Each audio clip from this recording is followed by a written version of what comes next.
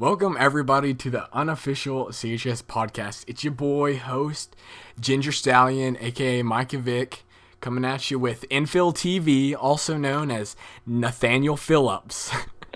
What's going on, everybody? Oh man, how are you?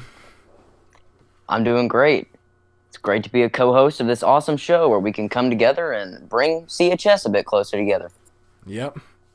So for our first topic, we were going to talk about the talent show. Yeah, so coming up in the next few weeks, we got the talent show. I think tryouts were today after school. Is that correct? I don't know. I don't listen to the announcements. I think it was either today or Thursday. But either way, the talent show is going to be sometime next week or the week after. Really, the only reason I like the talent show is that we get out of class. Yeah, that's the reason a lot of people go to the talent show. I personally kind of like going to the talent show just because I kind of like seeing how talented some of the people at our school are. And there really are some really amazing people at our school. Last year, the guy with the saxophone, that was amazing. Oh, yeah. He definitely deserved first place. Yeah. Don't know his name. Jordan Morak. Oh, is that his name? Mm-hmm. Is that Caden's brother? It is. Oh, that's cool. And then second place was Emma Olson, I think. She did a great job singing. There really are some talented people at our school. Yeah. And I'm excited to see what's to come for this talent show. Yeah. I also really like watching the mishaps happen. Like last year when Grant Shirley said the S word when he messed up. That was great. It was quality. I like that. I think the judges were pretty good too. Like normally a talent show, it's like always a singer wins, but I was kind of surprised it was the saxophone guy.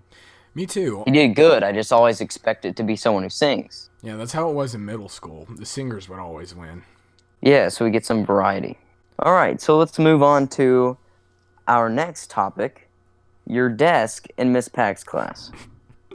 Oh man, I don't really know where to begin. So for those of you who don't know, there's this really special desk in Miss Pack's room. It's the front row, third one from the right, if you're facing the Promethean board. I recommend all of you go read the conversations that I have with my desk mates in other classes. Sometimes it gets wild, though, so it's not for the faint of heart. But That's to say the least. I highly recommend you look on the bottom, because I left 5 special treats on the bottom of the desk I think you might enjoy. So check that out if you haven't. Nathan, what were your thoughts on my desk? I think your desk is I think it's just amazing that you figured out how to communicate with people in other classes who had different periods. And it's honestly hilarious if you go look at it. It's so funny. I think that should be something in the yearbook that they go in and they take a picture of and they submit in the yearbook, because it's honestly worth being in there. It's really funny. I'm not sure they would want some of that stuff in the yearbook. But maybe if you erased some of it and made it a little bit appropriate, then they could put it in the yearbook. Yeah, definitely. Speaking of Miss Pack's class, let's move on to her recently announced project, the Mole Project. A lot of people in Miss Williams' class had already done the Mole Project, but now she's giving all her honor students that same project. Yeah, I'm not looking forward to it, honestly. It sounds like a lot of work that I just don't feel like doing. Yeah, I don't think anyone's really a fan. I think it's dumb. Yeah, for those of you who don't know, you pretty much just pick an element, and you have to stitch together like this mole-looking thing and give it a story. It's pretty stupid, but on the good news, I got to do crystal meth as my element, so I'm happy. That's great. I mean, I just think who knows how to sew? Like, this might sound sexist, but mostly women know how to sew, and even most women don't know how to sew. Yeah. So basically, she's saying, ask your moms and grandmas to do this for you. Yeah, that's exactly because there's what I'm no doing. way I'm gonna figure out how to sew a mole by myself. Yeah. I actually might just pay someone $20 to do it. That's what I did with last project. Probably not something you should Yeah, Miss admit Pack. while you're being recorded. Miss Pack, if you're listening to this, We love your project. we love everything about your class, so please don't take my 100 away. Oh, I do love her class, honestly. It's just, well, we get on her nerves a lot. She's just a really cool teacher to hang out with. Well, you have more entertaining people in your class. Yeah, that is true. Drew Flannery and Grant Shirley can. Oh man, there's just no telling what stupid stuff they'll say next. There's no end to the fun. Yeah. My class is pretty silent for the most part. Oh yeah. Yeah, I'm really Not glad. to say they're bad people, but Yeah. it can get a bit boring. Yeah, I'm glad I got a solid class. I think we have one last discussion topic, do we not, Micah? I think we do, and this is, oh man. Okay, so funny story for all of y'all. So there's we sit in the second floor, the foreign language hallway, and we've been alone in our little section of the hallway all year. We could use both sides of the walls and just kind of goof off. But as of last week, there's this group of kids who moved there who are just so, words do not describe how annoying they are. They're obnoxious. They're obnoxious. They're loud.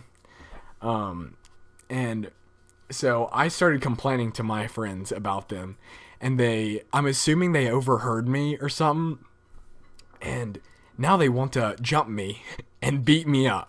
And we're talking okay, so their group is probably like, there's 4 guys or something. They're all 5 foot nothing, maybe weigh 100 pounds.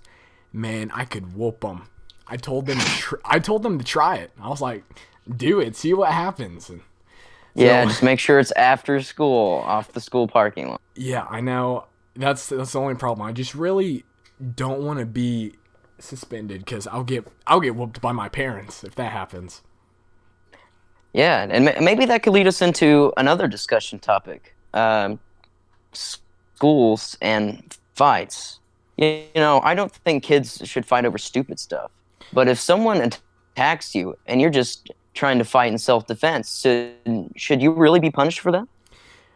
Well, there's probably something you did to antagonize the person into attacking you. Yeah, that's true. So some sort of bullying, maybe you were goofing off and it led somewhere. So I mean, both people are still technically at fault. Yeah, I honestly think it probably depends on the situation. Yeah. But you just see those cases where, like, people are getting bullied and then finally they break and they start beating the crap out of the other person. Should that person really be held responsible when they were being bullied the whole time? I think there still needs to be some sort of consequences for that. Yeah, he could have gone to an adult. But I know most teachers are, against that, against fighting in general, and they would gladly help you try to settle that out. But I think there's also this sense of, like, people feel that they're alone, and the only way to do it is to prove that they aren't, some chicken. But I still feel like there still needs to be some sort of punishment for both sides, if not more for the bully. Yeah. I think that's probably the best, is that whoever was more at fault should probably receive more punishment. Yeah. So, is that all the discussion topics we have? Yeah, that's all I had for this week. Well, everyone, that's the end of the first episode of the Unofficial CHS podcast. We'll be doing these just about every Tuesday when we can, probably around the same time. So make sure you tune in. And again, I'm Nathan.